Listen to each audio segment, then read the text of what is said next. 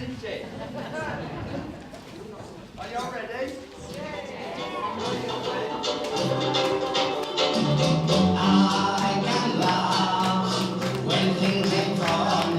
So my name's Alan Silver and I am a school governor at Parkgate Junior School. We live in a society today where perhaps younger people don't respect their elders quite like they did maybe 30, 40 years ago. I think these types of projects are really important in terms of our local community, but also in terms of the history and remembering the sacrifice that our older generations made so that we can sit and enjoy plays like this in the country that we live in Syria. And I remember them interviewing this child who was no more than 7 years old, and what really resonated with me is the fact these bombs were going off. That child didn't flinch. No, it's every day to them. Just, this is an everyday thing, and I think if they get a better understanding of the horrors of war and why they do it, all the better. They're tomorrow's citizens, aren't they? I think there will be another war. I'm not being in a bad way, because I'm thinking of all these people, Facebook and social media. It's like it's got the bad out of people. Not everybody. Like some people misuse it. Like for an example, the President of the United States, Donald Trump, what he said to South Korea really upset them. And kids play their war on a little tablet, don't they? And they think they can't die because you get another life. Yeah. That's why you're getting all these kids shot and stabbed and goodness knows what. Yeah. It don't matter, he's got another life, but he hasn't. And that appears to be the attitude nowadays.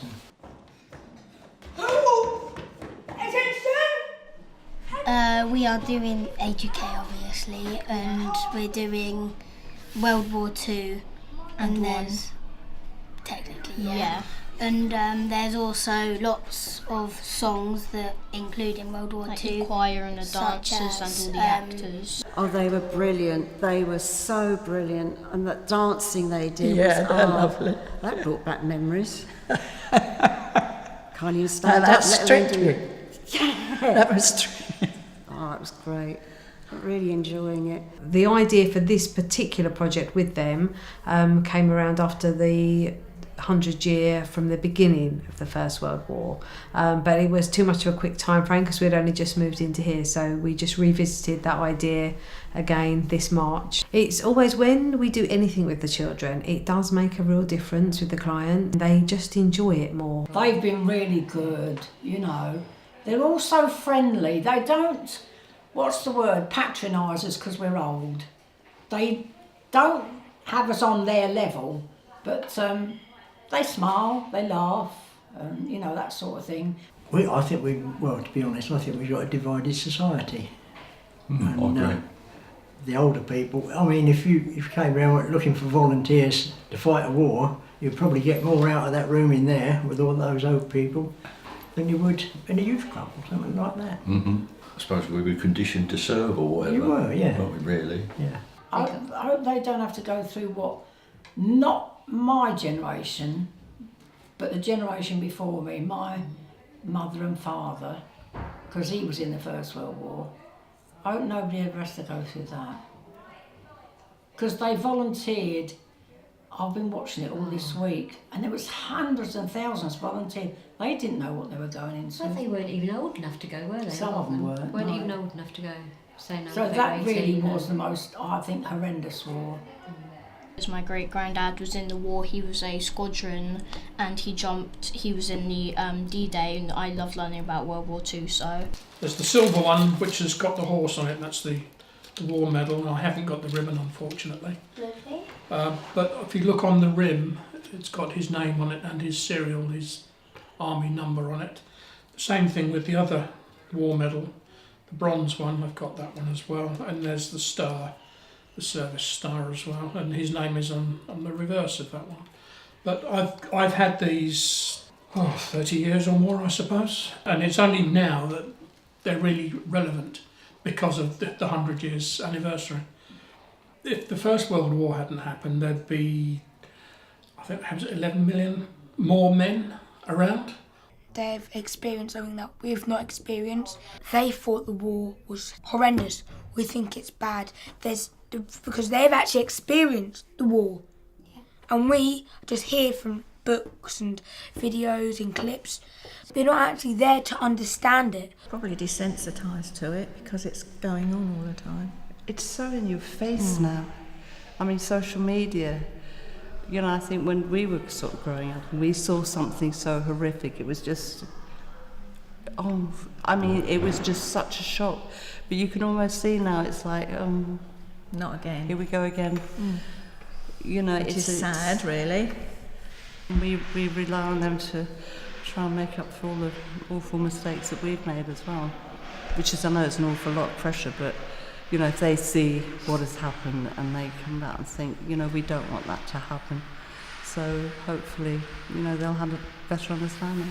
I think that the children can focus on the more superficial side of things, and it's very, you're on a tightrope between them recognising, obviously, in the war people die, but then also you're not trying to send them into being really morbid, or actually upsetting or traumatising them. So I'm very conscious of that fine line. If they asked us questions about, because I was born before the Second World War, so I can sort of relate a little bit about it.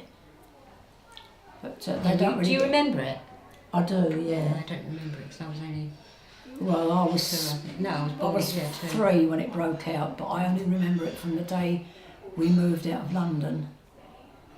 That's because of the Blitz. I can remember being highly excited watching all these flying things going over with flames coming out the back, jumping up and down in excitement, and being told to shush, they're flying bombs. Yeah.